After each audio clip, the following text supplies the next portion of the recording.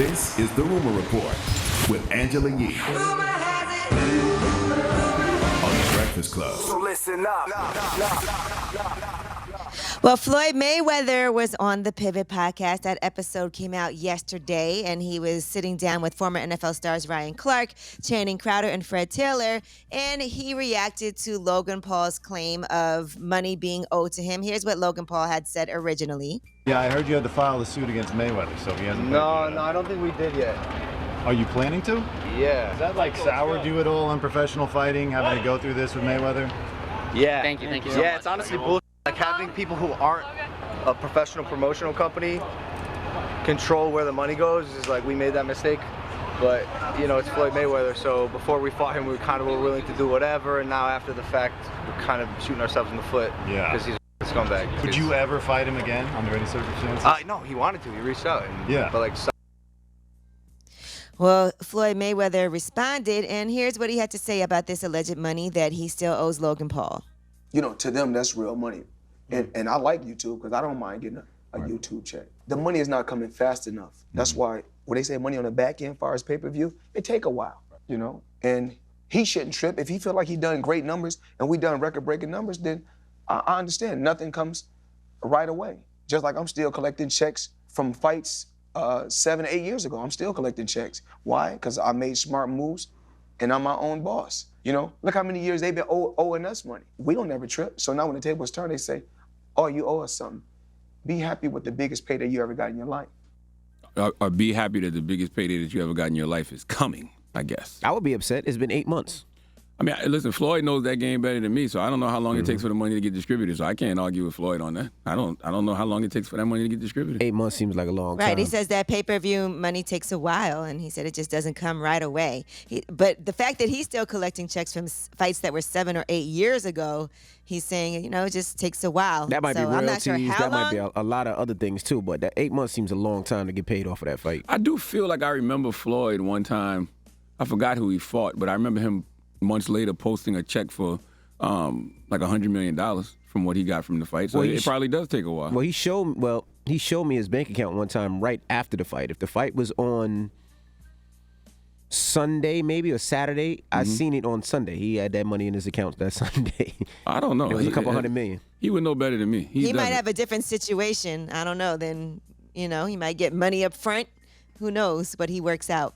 Now, he also talked about a lot of different things like wealth, and he said being rich is something that's short-term, wealth is long-term. He talked about Warren Buffett and sitting with him and how Warren Buffett has over 500 jets. And he said basically the goal is to go to sleep when you want to and wake up when you want to, and not having someone or something controlling you. He said he paid $750,000 to get out of his first promotional contract because eventually he made $750 million in just 3 fights. I remember that. He did. He doesn't care what people believe or what they do. He said it's not good enough for everyone. So no matter what, people will say what they want to say. And he also talked about NBA YoungBoy and his daughter Yaya having a child together. NBA YoungBoy, it was when he went away for a while. I like to say going to college for a little bit, went to school for a little bit. He's back, and I'm proud of him, proud of my daughter, and I only want the best for NBA YoungBoy. I'm going to continue to push him and push her, both of them to be great. My grandson, I love him, you know, every day, you know. Actually, my grandson is just like his mom. His mom used to hold on my leg all day, and he want me to pick him up all day. Right. I love it. That's what life's about. Absolutely. Well, Floyd is a smart businessman. He has a smart team around him, so Floyd makes a lot of great moves. He owns a lot of skyscrapers, actually, in New York. Most people don't know that. It was the Manny Pacquiao fight, too. Our producer, Eddie, just came in here and showed me. The what? Remember when I said he showed us a check a year later? Yeah. It was the Manny Pacquiao fight.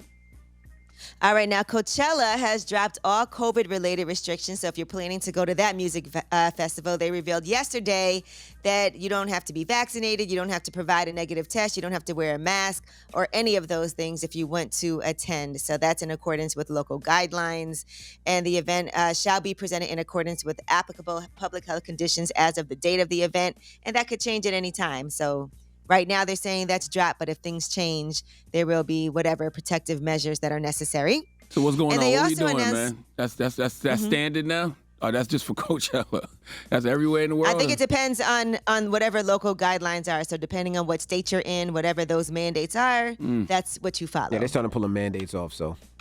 People's like YOLO. All right, well, let's get ready for the Roots Picnic. Also, I saw yesterday they announced who will be performing at the Roots Picnic. They said it's 15 years, by the way, and it's a 2-day festival with podcasts, performances, and Mary J. Blige with the Roots. That'll be dope. Summer Walker, WizKid, Jasmine Sullivan, Rick Ross, Black Thought, Benny the Butcher, Keisha Cole, SWV, Music Soul Child, Kirk Franklin, G Herbo, Tierra Whack. There's a lot of performances going down. Freddie Gibbs will be there. Yebba will be there. So shout out to everybody. Our girl DJ Diamond Cuts and also DJ Active. So get ready for that. Man, they got $1 million worth of game who curated the podcast stage, and they got Horrible Decisions out there, and Just Hilarious, Carefully Reckless. They got Earn Your Leisure, All Black Effect Jamel podcast, Hill, by the way. Unbothered. Jamel Hill, they drop one of Clues Bombs for the Roots. They figured out how to put together a really dope festival that blends, a little bit of everything. A little bit of everything that's really moving in the culture right now. So salute to the Roots, man. So that's June 4th and June 5th. You can go to rootspicnic.com if you want to get tickets. And I do want to shout out to Miguel and Nazanin. Him and his wife are back together. If you guys remember, they announced that they were breaking up, and then now they're back together. Miguel posted a picture of the two of them. He said, "Love heals, proud of us."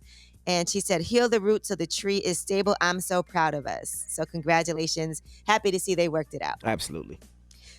All right. Well, that is your rumor report. All right. We got front page news next. Yes, and we are going to talk about some key takeaways from George Floyd's getting murdered, and we'll talk about a former cop's testimony. He did go ahead and testify, and we'll tell you what he had to say. All right. We'll get into that next. It's The Breakfast Club. Good morning.